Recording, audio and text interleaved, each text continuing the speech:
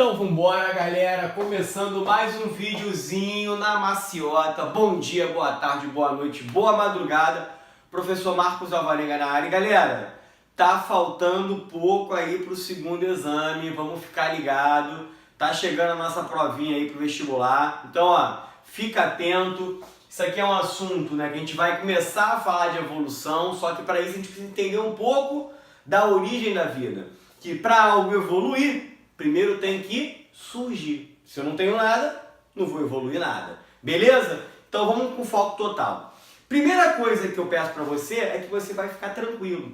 Marcos, mas você falou em 10 minutos, em 15 minutos, pô, que eu demoro 3 aulas para ver? Exatamente. Só que a gente não vai enrolar. A gente vai ver aquilo que cai na tua prova, ensino médio, cai no fundamental, pra galera que vê isso aqui no fundamental, e no teu vestibular. Então olha só. Sempre que a gente fala de origem da vida, tem duas grandes vertentes. A primeira, que é religiosa e aceita e válida para o vestibular, e a outra, que é evolucionária, que a gente fala do Big Bang. Então, na verdade, eu tenho o criacionismo, que diz que Deus criou o planeta e todos os seres, e esses seres permanecerão imutáveis ao longo do tempo. Significa que lá no início, que se faça o planeta, bonito, que se faça os seres vivos, todos lá, e agora vocês não vão sofrer nenhum tipo de mudança ao longo do tempo. Isso diz o criacionismo. Já o Big Bang diz que o planeta surgiu a partir de uma grande explosão. E uma série de eventos aconteceu até formar a primeira estrutura viva, que eu vou te mostrar aqui, tá? E a panspermia ou cosmozoário, que diz que a vida na Terra ela veio através, né, do espaço. Lembra, você tem o planeta Terra, que ele não tem uma atmosfera protetora. Se ele não tem uma atmosfera protetora, que é a camada de ozônio, os meteoros e cometas se chocam na Terra como se chocam com a Lua. Eles não diminuem de tamanho. E essa teoria diz que a vida ela veio do espaço trazido por esses cometas e asteroides, por isso panspermia. Tranquilo? No teu vestibular já caiu para você julgar os itens e marcar as opções. E aí o item 1 era, olha só, de acordo com o Big Bang, houve-se uma grande explosão e surgiu a Terra. Verdade. De acordo com o criacionismo, o planeta e todos os seres foram criados por um ser divino e esses permanecerão imutáveis ao longo das gerações. Correto, tanto é que estava lá, entre parênteses, a passagem da Bíblia que dizia isso. Então, é verdade. Porém, o enfoque maior no vestibular que cai pra gente é isso aqui. Então, olha só, vamos trabalhar com o Big Bang. Você tem lá, ó, uma massa de terra coberta por lava, vulcões em erupção, descargas elétricas o tempo todo. E aí o que é interessante pra gente? É a gente entender que assim que o planeta surge, eu tenho uma temperatura aproximadamente a temperatura da superfície do Sol, uma temperatura de 5.000 graus Celsius. Então naquele primeiro momento, eu só tenho os principais gases que nos interessa, que é ó, metano, amônia, hidrogênio e vapor d'água. Porém, no início, eu não posso ter água em estado líquido, que para ter água em estado líquido, a água ela tem que estar no mínimo a 100 graus. Acima disso, ela está no estado de vapor. Mas, professor, pausa para pensamento. Explica o seguinte, como é que a temperatura desceu? Calma, você está precipitado, pequeno gafanhoto. Se eu tenho vapor d'água, eu formo nuvens. E as nuvens, quando se formam, adivinha? A chuva. E aí esse processo de chove e evapora foi fazendo com que a temperatura caísse até uma temperatura que eu conseguisse empoçar água no solo. É aí que a coisa começa a ficar séria. Porque olha só, eu tenho aqui moléculas, e moléculas são formadas por átomos. Então existe uma ligação entre os átomos para formar a molécula. Só que as descargas elétricas constantemente faziam com que essas moléculas, os átomos se separassem. Então, olha só, eu tenho CH4, um carbono, 4 hidrogênio, descarga elétrica, eu desfaço tudo isso. Só que isso volta a se juntar, volta a se organizar devido à radiação ultravioleta. A radiação ultravioleta, ela faz com que as ligações sejam refeitas. Isso acontece até hoje. Quando você libera CFC, clorofluorcarboneto, né, que sai dos sprays de desodorante, aerosol, ar-condicionado, esse gás sobe. E quando encontra o ozônio, O3, ele destrói o ozônio, ele desfaz a ligação, formando um oxigênio, O2, e um átomo livre de oxigênio. E quando eu incido radiação, volta a ser ozônio, tá? Então, quando eu jogo radiação, eu reagrupo os átomos, mas nada me garante que esses átomos vão se reagrupar da forma que eram antes. E é justamente isso, pequeno gafanhoto, que acontece. Essa nova reorganização dos átomos faz com que surjam novas moléculas. Essas moléculas se tornam mais pesadas e são levados para dentro da água através da chuva. E aí eu consigo ter no oceano, ou em pequenas poças, ou em lagos, não importa, estruturas que a gente vai chamar de aminoácidos e proteínas. O Oparin reproduz esse experimento em laboratório que ele quer validar. O que o Oparin faz? Pega uma estrutura de vidro, né, todo um aparato de vidro, e coloca os gases, metano, amônio, hidrogênio e vapor d'água. Incide pequenas descargas elétricas e em seguida a radiação. E ele obtém como produto proteína, reforçando essa teoria. Beleza? Tá, mas vamos lá. Nota que eu tenho proteínas na água. Só que não são proteínas iguais, porque a organização aqui foi ao acaso. E só me interessa essa proteína que tem uma película, uma membrana de água em volta dela. Ou seja, essa proteína que tem uma película de água em volta dela e tem a capacidade de se duplicar, eu vou chamar de coacervado.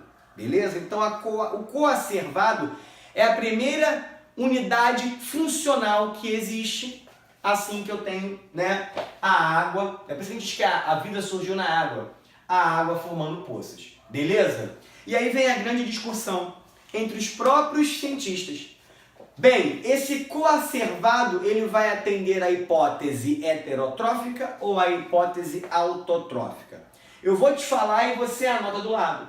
O que diz a hipótese heterotrófica? Que os coacervados, eles se alimentam de substâncias disponíveis na água, portanto são heterotróficos. Então, de acordo com a hipótese heterotrófica, o coacervado, ele é heterotrófico. O que ele come? Ele vai se alimentar dessas proteínas que estão soltas. Ele vai englobar e vai digerir. É a hipótese mais aceita. A hipótese autotrófica diz que o coacervado, ele produz seu próprio alimento. Só que cuidado, galera, sempre que a gente fala que produz seu próprio alimento, você associa a fotossíntese. Só que para ter fotossíntese, eu tenho que ter um gás muito importante, que é o gás carbônio, é o dióxido de carbono. Olha para cá, tu tá vendo esse gás aqui? Então, se esse cara atende à hipótese autotrófica, você tem que lembrar que o autotrófico pode ser por fotossíntese ou por quimiossíntese. Então, a hipótese autotrófica diz que o coacervado ele era um autotrófico quimiosintetizante que produzia seu próprio alimento. Professor, por que a heterotrófica é mais válida? Porque, vamos parar para analisar. O que dá mais trabalho? Você, pequeno gafanhoto, chegou da escola cheio de fome, já tem um hambúrguer pronto. Você só pega e come. Ou você tem que chegar, preparar o seu alimento para depois comer. Preparar o seu alimento para comer é muito mais complexo do que simplesmente comer. E para o início de surgimento da vida, a gente acredita que não deu tempo de algo atingir uma complexidade tão elevada. Então, se na tua prova não vier citando a hipótese, você vai trabalhar com a hipótese heterotrófica. Só vai trabalhar com a hipótese autotrófica quando o texto citar, como já caiu na UERJ. De acordo com a hipótese autotrófica, o coacervado ele é quimiosintetizante. Beleza? Definimos isso? Tranquilo. Então, eu estou trabalhando aqui com a hipótese heterotrófica. Beleza? Só que, então, em relação à nutrição, ele come o que está pronto. Em relação à respiração, se não tem oxigênio, eu não posso fazer respiração aeróbia. Então, eu vou fazer respiração anaeróbia. Tranquilo? E que tipo de respiração anaeróbia eu vou fazer? Fermentação. Então, quando esse cara faz fermentação, ele libera para a atmosfera gás carbônico. E aí, conforme eu vou introduzindo gás carbônico na atmosfera, eu já posso, junto com o metano, começar a formar a minha camada estufa. Vai demorar muito, milhares de tempo para isso acontecer, mas eu já começo a jogar esses gases para a atmosfera, beleza? Essa seta em um coacervado depois significa que o tempo passa, mutações acontecem, seleção acontece e surge um novo coacervado. Esse novo coacervado que surge, ele é autotrófico. Só que nesse caso, ele é autotrófico fotossintetizante.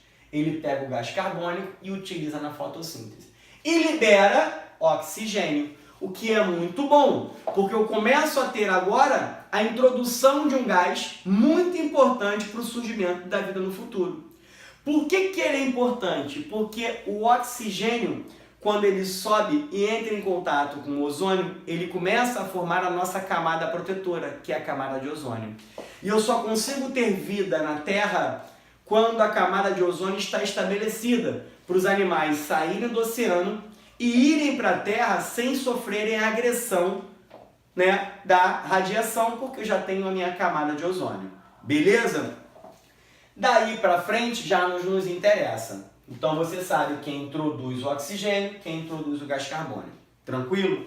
Só para a gente fechar, citar aqui duas teorias. A biogênese ou geração espontânea e biogênese. Então, o que diz a abiogênese?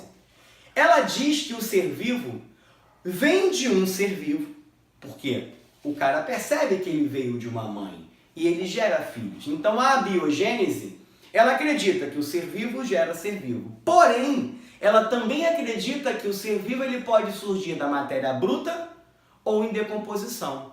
Quer dizer que uma carne podre pode virar mosca, uma blusa suja pode virar rato.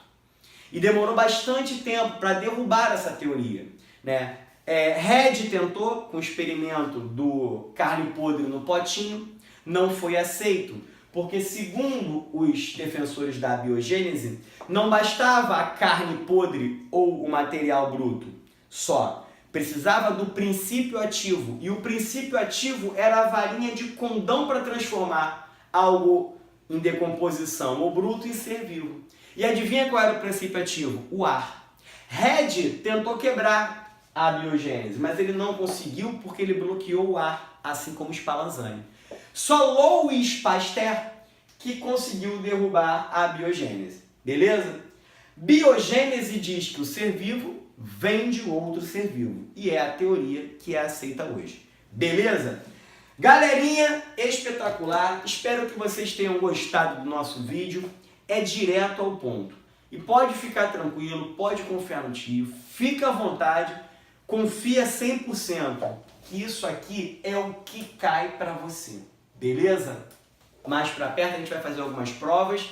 Espero que vocês tenham curtido. Se você gostou do vídeo, deixa teu like, compartilha, deixa tuas dúvidas. Tamo junto e misturado. Fica com o quadro, aquela voltinha para desligar. Beijo, beijo, beijo.